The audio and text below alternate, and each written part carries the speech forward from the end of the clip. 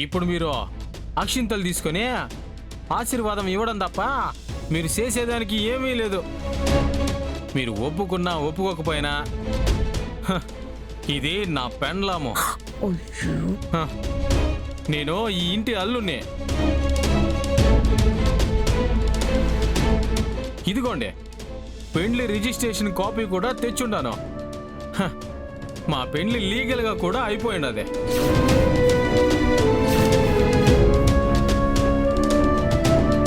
అర్థమైందిగా. మొత్తానికి ఎప్పటి నుంచో వేసిన ప్లాన్ ఇలా విజయవంతంగా వర్కౌట్ చేసేసాం. మీరు నన్ను ఆ రోజు బయటికి గెంటించేస్తే చేతులు కట్టుకుని ఊరుకుంటాను అనుకున్నారా?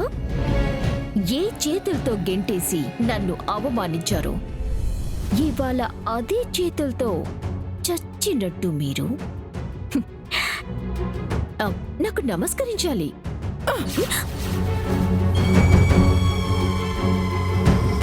ఇప్పుడు మీ కుటుంబం పరువు మర్యాద మీ కూతురు రూపంలో మా చేతుల్లో ఉంది.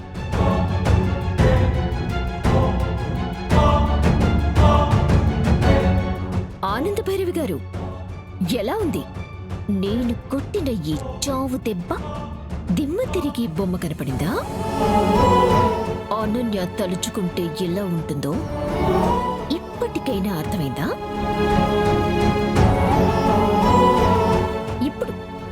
ఇప్పుడు చూపిస్తా నేనంటే ఏంటో.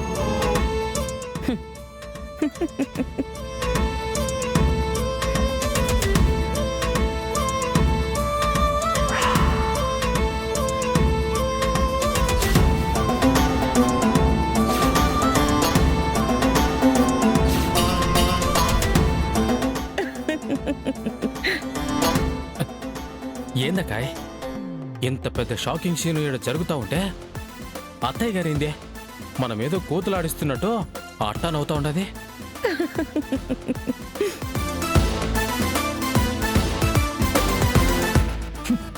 పాపం మనమిచ్చిన షాక్కి తల్లో నరాలు పటపటా తెగిపోయినట్టున్నాయి.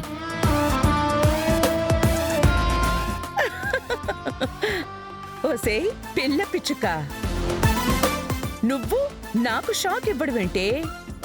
అది నీకు నీ జన్మలో జరిగే పనేనా?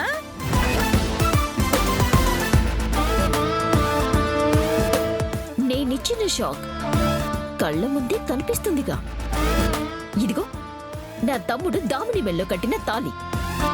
ఇప్పుడు మీ కుటుంబం ఆయువు పట్టు మా చేతుల్లో ఉంది. ఆయువు పట్ట ఆవాల ముద్ద. అసలు వీడెవడు? మీరు ముసుగేసుకుని తీసుకొచ్చిన ఈ అమ్మాయి ఎవరు? చూస్తారా చూపిస్తా, చూడండి.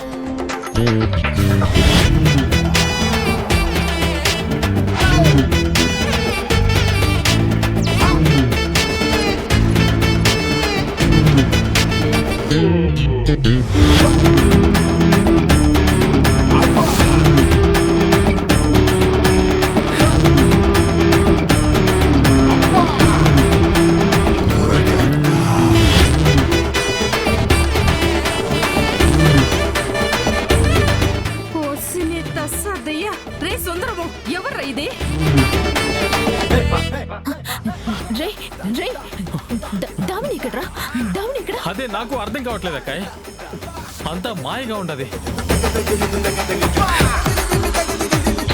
రే నువ్వే నుంచి వచ్చున్నారా? ఇదిగో మర్యాదగా మాట్లాడు. రా అంటావేంటి? నేను నీ పెళ్ళాన్ని. ఏమే అసలు ఎవరు నువ్వా? నీ వైఫ్ని, శకలక బేబీని. మీసాలు గడ్డలు తీసి చీర కట్టేస్తే బాబు కాస్త బేబీ అయిపోతాడా?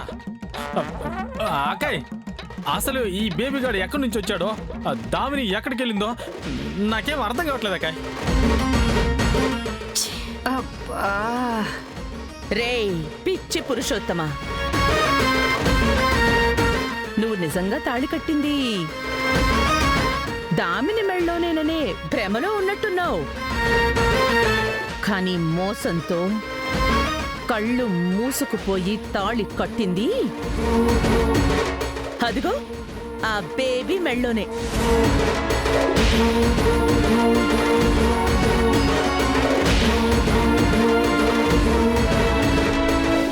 అబద్ధం, ఇది అబద్ధం.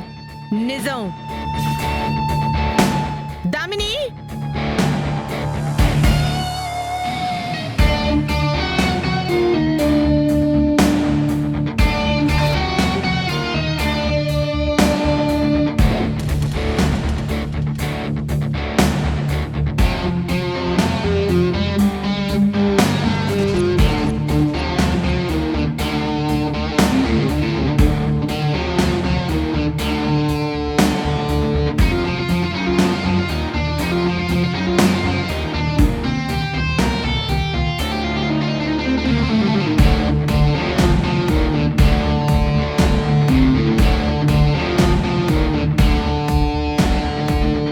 దామిని, నువ్వు ఇక్కడ ఉండడం ఏంటి?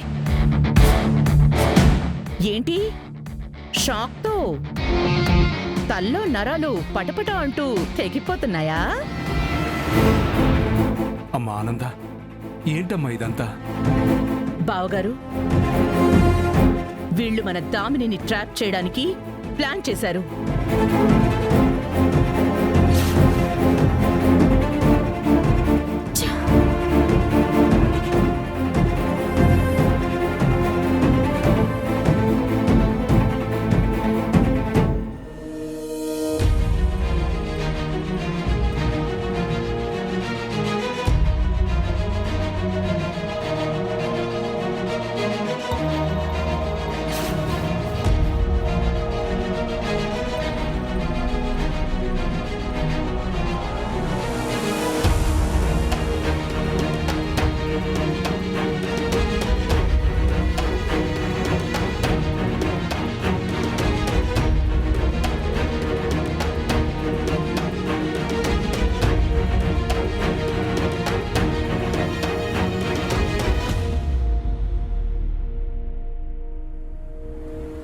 సుందరం, డబ్బు నగలు కూడా తీసేసుకున్నాను.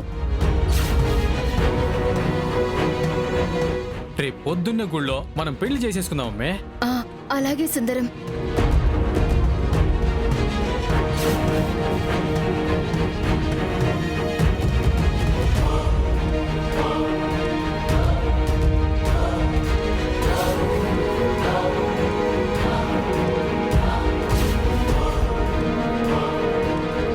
అలా అప్పుడు దామినితో వీళ్ళు మాట్లాడిందంతా నేను శరణ్య విన్నాం.